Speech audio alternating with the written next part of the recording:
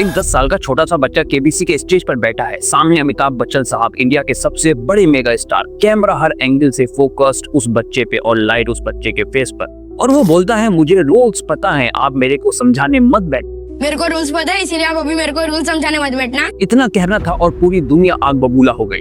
किसी ने कहा ये बच्चा बदतमीज है, किसी ने कहा आज की जनरेशन का ये हाल है, और कुछ लोगों ने तो उसके पेरेंट्स को भी ब्लेम करना शुरू कर दिया। पर मेरे दिल में एक सवाल है, क्या हमने कभी सोचा कि उस बच्चे ने किस प्रेशर में वो लाइन बोली होगी? क्या हमने कभी अपना बचपन याद किया जब हम एक टीचर के सामने नर्वस होते थे? तो क्या हम हमेशा परफेक्ट टोन में बात करते थे? कभी कभी हम एक मोमेंट देखकर पूरा इंसान को जज कर देते हैं, बिना इस बात को समझे कि उस मोमेंट के पीछे एक 10 साल के बच्चे का दिमाग और उसका दिल धड़क रहा था। ये बच्चा था इशित भट्ट, गुजरात के 5th क्लास का स्टूडेंट। केबीसी सीजन 17 के जूनियर स्पेशल एपिसोड में आया। जैसे ही अमिताभ बच्चन ने रूल समझाना शुरू किया तो इसने बोला, मुझे रूल्स पता है, आप मेरे को समझाने मत बैठना। मेरे को रूल्स पता है, इसीलिए आप अभी मेरे को रूल्स समझाने मत बैठना। बस ये लाइन वायरल हो गई। सोशल मीडिया पर सब लोग इज्जत और बदतमीजी का सर्टिफिकेट लेके घूमने लगे। ट्विटर, इंस्टाग्राम और यूट्यूब सब जगह क्लिप सर्कुलेट होने लगे। लोगों ने लिखा, सबसे बदतमीज बच्चा केबीसी की हिस्ट्री में। किसी ने लिखा, अमिताभ जी के सामने ये बच्चा ऐसे कैसे बोल सकता है? लेकिन इशित ने बाद में अपॉलॉजी वीडियो में कहा, मैं रूड नहीं था, मैं बस नर्वस था। एक 10 साल के बच्चे ने माफी मांगी और लोगों ने क्या किया? ट्रोलिंग, मीम्स और जजमेंट देने शुरू कर दिए। चाहे बदतमीजी का सर्टिफिकेट बांटने वाले खुद अपने माँ बाप के साथ अपने घर में बद अखलाकी से पेश आते, लेकिन खुद को नहीं बल्कि 10 साल के बच्चे को संस्कार, तहजीब और इज्जत कैसे देते हैं वो सिखाना चाहते थे। अगर मैं आपको एक एग्जाम्पल से समझाऊं, उसकी वीडियो पर एक कमेंट आया, ऐसे बच्चों को थप्पड़ मारना चाहिए, तब इन्हें समझ आएगा कि इज्जत क्या होती है। सोचो, अगर ये कमेंट किसी 10 साल के बच्चे ने अपने फोन पर पढ़ा होगा तो उसके दिमाग पर क्या गुजरी होगी। मॉडर्न रिसर्च कहती है कि जब बच्चे पब्लिक प्रेशर, सोशल क्रिटिसिज्म या अनफेमिलियर एनवायरनमेंट में आते हैं तो उनका डिफेंसिव टोन या क्विक रेस्पॉन्स कभी कभी एंजाइटी का एक्सप्रेशन होता है, ना कि बदतमीजी। चाइल्ड माइंडसेट इंस्टीट्यूट कहता है, बच्चों का डिसरप्टिव या बोल्ड बिहेवियर अक्सर उनकी एंजाइटी का रिएक्शन होता है। बच्चे क्या, बड़े भी अपने डर को कंट्रोल करने के लिए लाउड या डिफेंसिव बन जाते हैं। जब इशित भट्ट ने स्टेज पर स्लाइटली स्ट्रॉन्ग टोन में बात की तो हो सकता है वो बदतमीजी नहीं बल्कि स्टेज एंजाइटी हो। 10 साल के बच्चे के लिए इतने लाइट्स, कैमरास और ऑडियंस के बीच बोलना एक नेचुरली बहुत बड़ा प्रेशर होता है। रिसर्च कहती है हर बच्चे का अपना अलग एटीट्यूड होता है अपनी एंजाइटी छुपाने का। हम समझते हैं वो रूल है, पर शायद वो सिर्फ अपने डर को हैंडल कर रहा होता है। कुछ टाइम पहले भी एक छोटा बच्चा केबीसी के स्टेज पर आया था। उसने अमिताभ बच्चन सर से इतनी इज्जत से और तहजीब से बात की कि पूरी ऑडियंस ताली बजाने लगी। जी सर, आप मेरे फेवरेट हैं, मैं बहुत खुश हूँ आपसे मिलकर। हर सेंटेंस के एंड में जी सर, हर जवाब के एंड में स्माइल, एक काम टोन, फोल्डेड हैंड्स और प्योर इनोसेंस। और सोशल मीडिया ने उसे संस्कारी बच्चे का टैग दे दिया। चाहे टैग देने वालों में से किसी ने कभी किसी दूसरे के सामने अपने संस्कार ना दिखाए हों, लेकिन सोशल मीडिया पे संस्कार का टैग देना उन्होंने अपनी जिम्मेदारी समझ लिया। फिर कुछ महीने बाद वही स्टेज, वही शो और एक नया बच्चा, इशित भट्ट। इस बार बच्चे का टोन थोड़ा डिफरेंट था, कैजुअल था, एक्सप्रेसिव था और एक लाइन ने पूरी इंडिया की सोच को डिवाइड कर दिया। उसने बोला, मुझे रूल्स पता है, मेरे को आप मत समझाना। एक तरफ रेस्पेक्टफुल टोन वाले बच्चे को हमने हीरो बना दिया और दूसरी तरफ हमने बदतमीजी का लेबल दे दिया। हम बच्चों को बोलते हैं बेटा नेचुरल रहो, लेकिन जब वो ट्रूली नेचुरल बिहेव करते हैं, एक्सप्रेसिव और कॉन्फिडेंट होते हैं, तो हम ही कहने लगते हैं कि आज के बच्चों में संस्कार नहीं रहे। एक तरफ हम अपने घर के बच्चों को कहते हैं स्टेज फियर छोड़ो, कैमरा के सामने कॉन्फिडेंट रहो, और जब वही बच्चे कॉन्फिडेंट दिखाते हैं तो हम ही उन्हें एटीट्यूड और बदतमीज होने का सर्टिफिकेट देने लगते हैं। तो सवाल ये है कि हम चाहते क्या हैं, कॉन्फिडेंट प्लस ओबीडियंट जनरेशन या सिर्फ ओबीडियंट जनरेशन? अगर मैं आपको रियल लाइफ एग्जांपल बताऊं, एक टीचर का वायरल वीडियो था जहां एक स्टूडेंट ने क्लास में बोला, ma'am I already understood this topic, can you give me next one please? Teacher ने इंस्टेंटली रिप्लाई दिया, डोंट बी ओवर स्मार्ट। पर अगर वही स्टूडेंट फॉरेन स्कूल में ये बोलता तो टीचर कहती, wow you are curious and confident. अब आप ही देखिए, सेम सेंटेंस है but different culture, different judgement. बस यही हो रहा है इशित के साथ। लेकिन सच ये है कि हर जनरेशन अपनी कम्युनिकेशन स्टाइल के थ्रू एक्सप्रेस करती है। एक दिल्ली बेस्ड कम्युनिकेशन स्टडी ने क्लियर लिखा, The study reveals that Indian youngsters influenced by digital culture have started communication in more informal, participatory way within families. यानी आज के बच्चे कैजुअल और फ्रेंडली टोन में बात करते हैं क्योंकि वो अपने पेरेंट्स या एल्डर के साथ बराबरी और कंफर्ट फील करना चाहते हैं। नॉट बिकॉज उन्हें रेस्पेक्ट की वैल्यू नहीं पता, बल्कि वो एक कमरे में बैठकर मोबाइल से इतना कुछ सीख चुके हैं जो पहले के लोग अपनी आधी जिंदगी में भी नहीं सीख पाते थे। इसीलिए आज के यूथ हायरार्की बेस्ड रेस्पेक्ट से ज्यादा म्यूचुअल रेस्पेक्ट में बिलीव करने लगे हैं। इसीलिए मेरा मानना है कि शायद इशित रूड नहीं था, वो बस मॉडर्न दुनिया का रिफ्लेक्शन था, जहां बच्चे यस सर से ज्यादा ओके ब्रो बोलकर कम्युनिकेट करना सीख रहे हैं। ये साबित करता है कि इशित गलत नहीं था, वो बस बहुत सारे लोगों से अलग था। अगर हम इशित को जज करने के बजाय काश उसे समझ पाते, तो शायद हमें रियलाइज होता कि जमाना बदल गया है और इज्जत के मूल सिद्धांत में भी थोड़ा ट्विस्ट आया है कि इज्जत का मतलब सिर्फ सामने वाले की बात को सुनना ही नहीं, बल्कि अपनी बात को भी इक्वली उसके सामने रखना है। आज हर दूसरे दिन हम सुनते हैं आज के बच्चे बिगड़ गए हैं, आज कोई रेस्पेक्ट नहीं करता। पर क्या ये बात सच में सिर्फ एक जमाने के लिए है या हर जमाने का रिपीट होता हुआ डायलॉग? चलो मैं आपको हिस्ट्री में लेके चलता हूँ। 2400 साल पुरानी सोच ग्रीक फिलोसोफर सोक्रेट्स 400 BCE में लिखते हैं, the children now love luxury, they have bad manners, contempt for authority, they show disrespect for elders. मजे की बात यह है कि मतलब 2400 साल पहले भी लोग यही कह रहे थे, ये नई जनरेशन खराब हो गई है। आपने सुना होगा 1950s का रेडियो का जमाना, तब बोला गया था रेडियो ने बच्चों को बिगाड़ दिया। पेरेंट्स कहते थे ये गाने सुन सुन के बच्चे पढ़े लिख नहीं रहे, और वही रेडियो आज इंडिया में कम्युनिकेशन और अवेयरनेस का रिवॉल्यूशन लाया। आज जिसे हम ऑल इंडिया रेडियो बोलते हैं, वो एक जमाने में डिस्ट्रक्शन ऑफ यूथ कहा गया था। फिर 1980s टीवी और केबल का जमाना, जब टीवी घर में आया तो पेरेंट्स ने बोला ये इडियट बॉक्स बच्चों का दिमाग खराब कर देगा। मगर वही टीवी ने इंडिया को कॉमन कल्चर और एजुकेशन दिया, रामायण से लेकर डिस्कवरी चैनल तक। आज भी एनसीईआरटी 2023 की रिपोर्ट के मुताबिक visual media when guided enhance curiosity and learning in children. यानी इस टीवी को हम बिगाड़ समझ रहे थे, वो एक्चुअली सीखने का नया तरीका था। और जब 2000 का दौर आया, मोबाइल और इंटरनेट आया, तो लोगों ने फिर बोला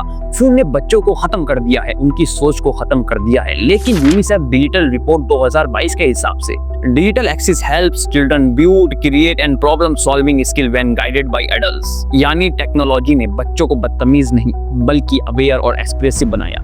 मॉडर्न साइकोलॉजी के मुताबिक जनरेशन गैप सिर्फ सोच का नहीं होता, वो न्यूरल डेवलपमेंट और एक्सपोजर डिफरेंस का रिजल्ट होता है।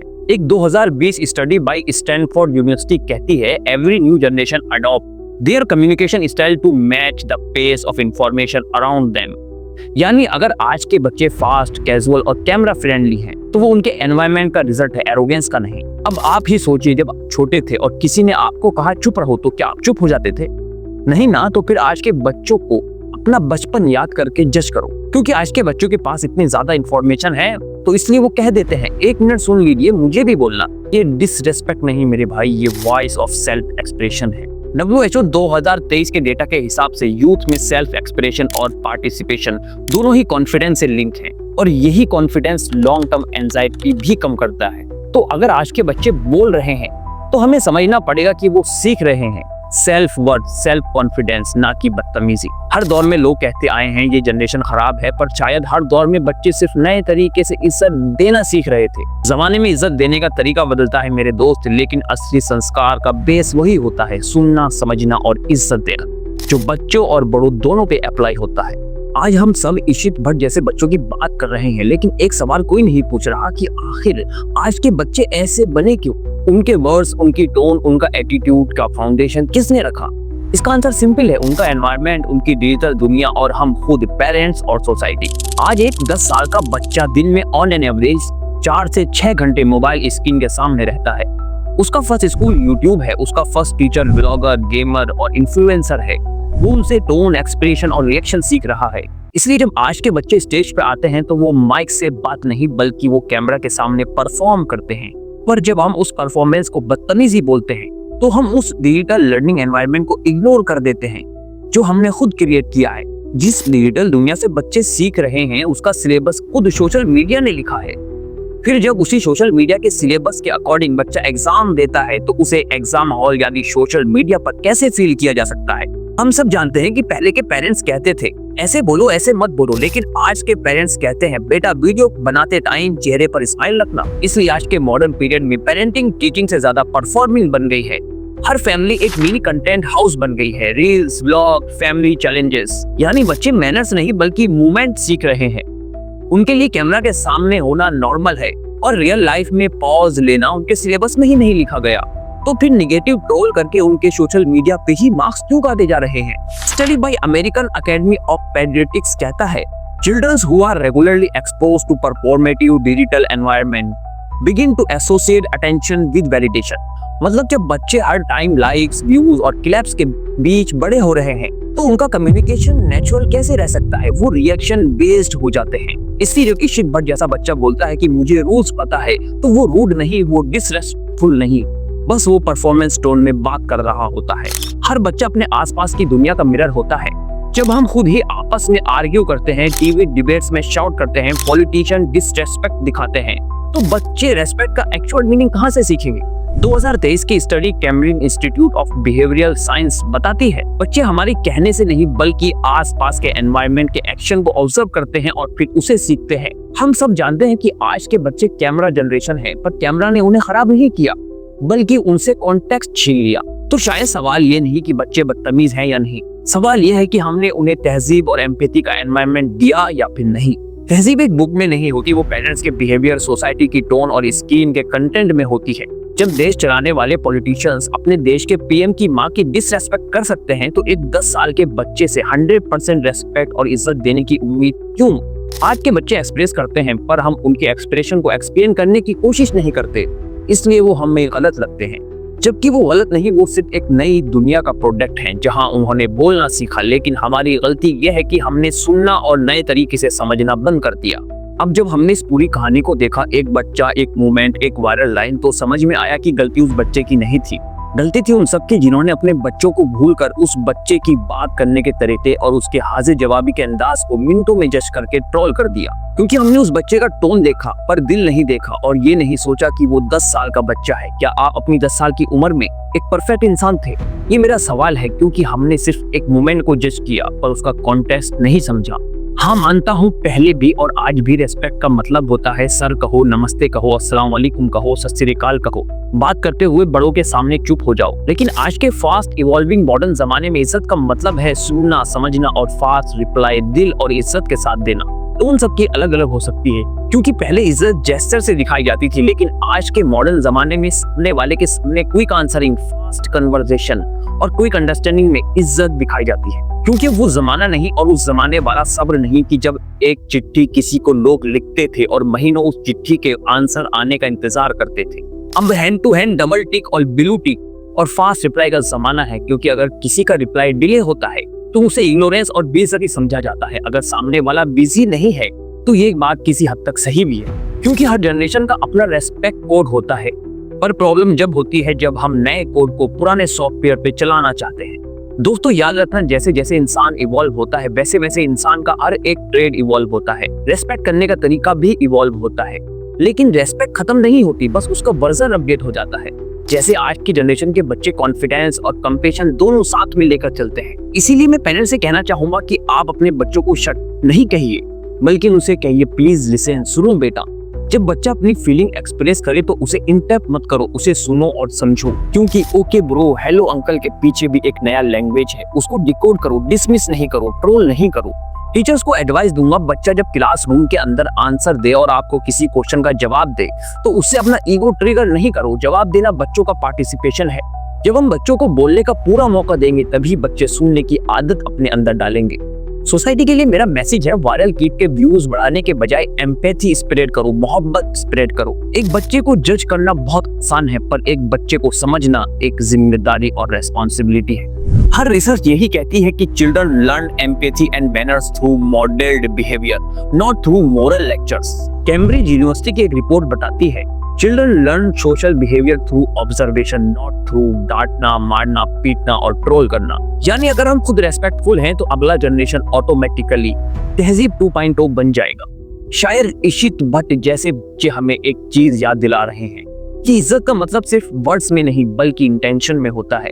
वो बच्चा एक आईना था जिसमें हम अपनी मॉडर्न सोसाइटी का रिफ्लेक्शन देख रहे थे, डिजिटल, कंफ्यूज पर एक्सप्रेसिव। अगर ये आईना थोड़ा अलग दिखता है तो उसका मतलब ये नहीं कि वो बच्चा गलत है, बस हमारा सोचने का, समझने का सॉफ्टवेयर अभी अपडेट नहीं हुआ है।